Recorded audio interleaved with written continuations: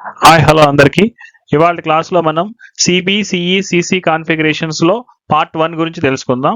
యాక్చువల్గా ఇవి చదవడం గుర్తుపెట్టుకోవడం చాలా ఈజీ. ఆ షార్ట్ కట్ మెథడ్ ఏంటనేది మీకు చెప్తాను.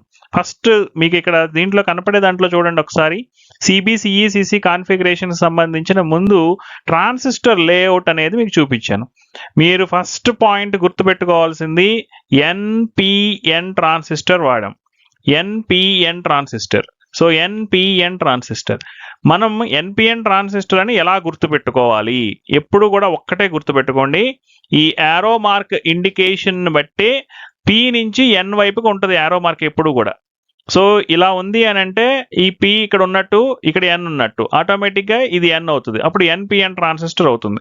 ఇక్కడ యారో మార్క్ చూడండి, పి నుంచి ఎన్కు ఉంది. సో ఇంకా ఇక్కడ ఎన్ పెడితే ఎన్పిఎన్ అవుతుంది. ఇక్కడ పి నుంచి ఎన్ వైపుకి ఉంది, ఎన్పిఎన్ ట్రాన్సిస్టర్ అవుతుంది. Okay, let's start the class.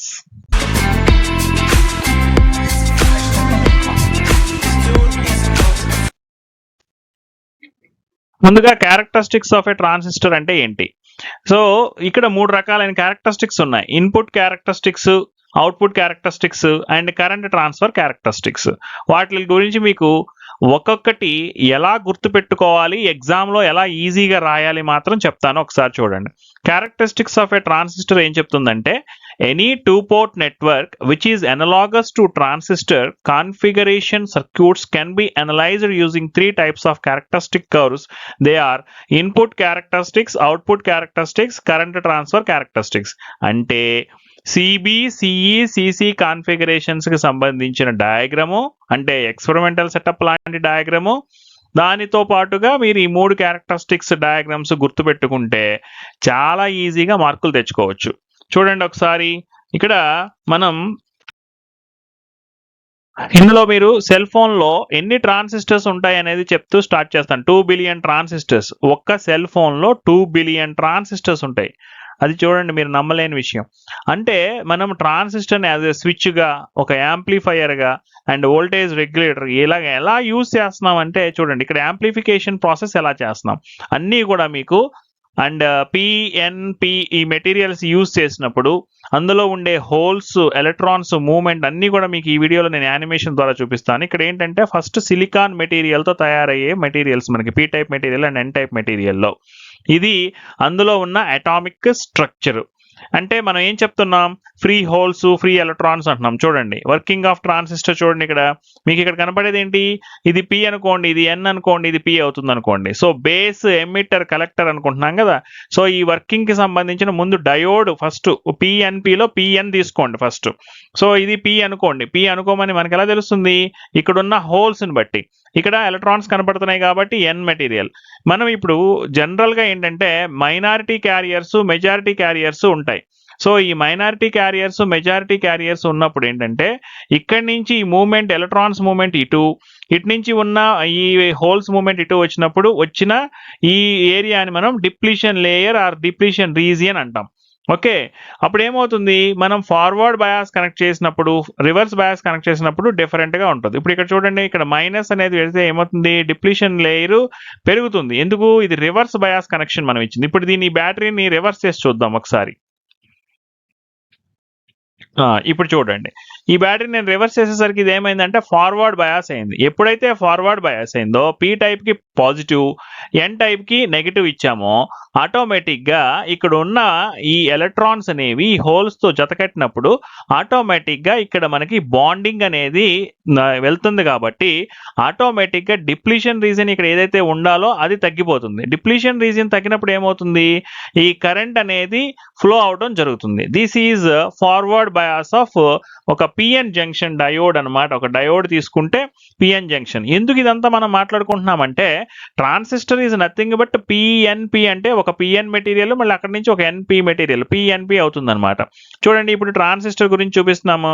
So transistor గురించి చూపించినప్పుడు ఏమవుతుంది? మీకు ఇక్కడ ఒక పర్టికులర్ మెటీరియల్లో తీసుకుంటున్నప్పుడు మన ఒక రెసిస్టర్ని యూజ్ చేసాం. ఇక్కడ చూడండి, ఒక రెసిస్టర్ని కనెక్ట్ చేసాం. ఇది ఒక ఎన్పి మెటీరియల్, ఇది ఒక పిఎన్ మెటీరియల్. అంటే ఇది పి మెటీరియల్, ఎన్పిఎన్ అయిపోయింది. ఇది ఎన్పిఎన్ ట్రాన్సిస్టర్. ఇప్పుడు ఈ పార్ట్ రివర్స్ బయాస్ అవుతుంది. ఓకే, ఇక్కడి నుంచి ఉన్న ఈ బ్యాటరీని మనం మార్చినప్పుడు ఈ పార్ట్ రివర్స్ బయాస్ అవుతుంది. అంటే ఒక ఫార్వర్డ్ బయాస్, ఒక రివర్స్ బయాస్ వస్తుందన్నమాట. ఈ ట్రాన్సిస్టర్లో యాంప్లిఫికేషన్ ప్రాసెస్ కోసం వాడుకోవడానికి ఇక్కడ ఉన్న 2 జంక్షన్స్ ఏవైతే ఉన్నాయో అది ఇంపార్టెంట్. చూడండి, ఈ పర్టికులర్ పార్ట్కి సప్లై ఇచ్చినప్పుడు ఏమవుతుంది, ఎన్కి నెగిటివ్, చూడండి ఎన్ నెగిటివ్ అండ్ పి పాజిటివ్. ఎప్పుడైతే కనెక్ట్ చేసామో ఆటోమేటిక్గా మీకు ఇక్కడ సప్లై అనేది ఫ్లో అవుతూ కరెంట్ అనేది ఈ సర్క్యూట్ ద్వారా ఎలా ఫ్లో అవడం అనేది మనం గమనిస్తున్నాం. ఇది చాలా ఇంపార్టెంట్ టాపిక్. కొంచెం మీరు జాగ్రత్తగా అర్థం చేసుకుంటే, గుర్తుపెట్టుకుంటే, అండ్ మనం యూజ్ చేసిన మెటీరియల్ ఏంటనేది గుర్తుపెట్టుకోగలిగితే చాలా ఈజీగా మనం ఎగ్జామ్లో ప్రజెంట్ చేసుకోవచ్చు. ఇప్పుడు మీ యానిమేషన్లో చూడండి, 2 వైపులా మీరు కరెంట్ ఫ్లో అవడం చూస్తున్నారు. ఈ బబుల్స్ లాంటి అరేంజ్మెంట్స్ ఏదైతే ఉందో ఇవన్నీ కూడా చూడండి, బేస్, ఎమిటర్, కలెక్టర్. సో వీటి నుంచి మనం ఈ కరెంట్ అనేది ఎలక్ట్రాన్స్ మూవ్మెంట్ చూడండి ఎంత స్పీడ్గా అవుతుందో చూడండి మూవ్మెంట్. ఇంతకు ముందు ఇప్పటికి డిఫరెన్స్ ఏంటి, ఇక్కడ ఇదే చెప్పాను నేను. ఇది పి అవుతుంది, ఇది ఎన్ అవుతుంది ఎప్పుడు కూడా, అది గుర్తుపెట్టుకోండి. ఓకే, అండ్ ఇక్కడ మనకి 2 వైపుల నుంచి వెళ్తున్నప్పుడు ఏంటి అని అంటే కరెంట్ గెయిన్ అనేది వస్తుంది, బీటా అనేది కరెంట్ గెయిన్ అనమాట.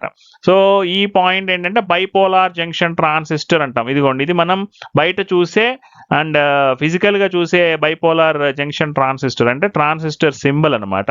ఇలా ఉంటే చూడండి, 3 టెర్మినల్స్ ఉన్నాయి చూసారా, బేస్, ఎమిటర్, కలెక్టర్ అని. ఇప్పుడు చూడండి ఇంకొక ట్రాన్సిస్టర్ తీసుకుంటే యాంప్లిఫైయర్ సర్క్యూట్ అనమాట. ఇది యాంప్లిఫికేషన్ ఎలా చేస్తున్నాం, యాంప్లిఫైయర్ ఇస్ నథింగ్ బట్ ఏంటంటే సిగ్నల్ని ఇంప్రూవ్ చేస్తే దాన్ని మనం యాంప్లిఫికేషన్ అంటాం. చూడండి, యాంప్లిఫికేషన్ అంటే ఇక్కడ చూడండి, ఇక్కడ వాయిస్ మనం మాట్లాడుతుంటే త్రూ దిస్ సర్క్యూట్ ఇక్కడికి వచ్చేసరికి స్పీకర్లో అవుట్పుట్ వచ్చేసరికి మీకు ఎక్కువ వస్తుందన్నమాట.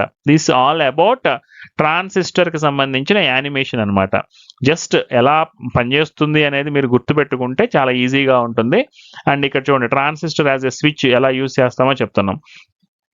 ఓకే, ఇవి లాజిక్ గేట్స్, ఇవన్నీ మనం ఆల్రెడీ మాట్లాడుకున్నాం డిజిటల్ ఎలక్ట్రానిక్స్లో. Okay, this is about animation of transistor అనమాట. ఓకే, తర్వాత మనకి కాన్ఫిగరేషన్ ఆఫ్ ట్రాన్సిస్టర్స్ గుర్తుపెట్టుకోవడం ఎలాగంటే, ఒక సర్క్యూట్కి సంబంధించిన కాన్ఫిగరేషన్ చేసేటప్పుడు ఫస్ట్ మీరు సిబి, సిఈ, సిసి అంటున్నాం కదా, వాటిల్ని ఎలా గుర్తుపెట్టుకోవాలనేది చెప్తాను చూడండి. Any transistor circuit can be designed using 3 types of configurations. 3 configurations of the transistor are based on the connection of the transistor terminals. Terminals ఏమున్నాయి మనకి, బేస్ ఉంది, కామన్ బేస్, ఎమిటర్ ఉంది, కామన్ ఎమిటర్, కలెక్టర్ ఉంది, common collector. అంటే 3 terminals ఉన్నాయి, 3 terminals ని common base, common emitter, common collector అంటే CB, CE, CC అనడం జరుగుతుంది అనమాట. ఓకేనా, గుర్తుపెట్టుకోవడం చాలా ఈజీ. ఎగ్జామ్లో ఈ 3 ఏదో ఒకటి ఇస్తాడనమాట. సో ఇచ్చినప్పుడు మనం గుర్తుపెట్టుకోవడానికి ఏంటంటే మీకు ఆ టెక్నిక్స్ అనేది నేను పార్ట్ 2లో చెప్తాను. ఇక్కడ మీకు ఏమైనా డౌట్స్ ఉంటే ట్రాన్సిస్టర్లో కానీ, దాని కాన్ఫిగరేషన్లో కానీ, లేకపోతే పిఎన్పి ట్రాన్సిస్టర్, ఎన్పిఎన్ ట్రాన్సిస్టర్లో ఏమైనా డౌట్స్ ఉన్నా కూడా కామెంట్ సెక్షన్లో పోస్ట్ చేయండి. Okay, thank you.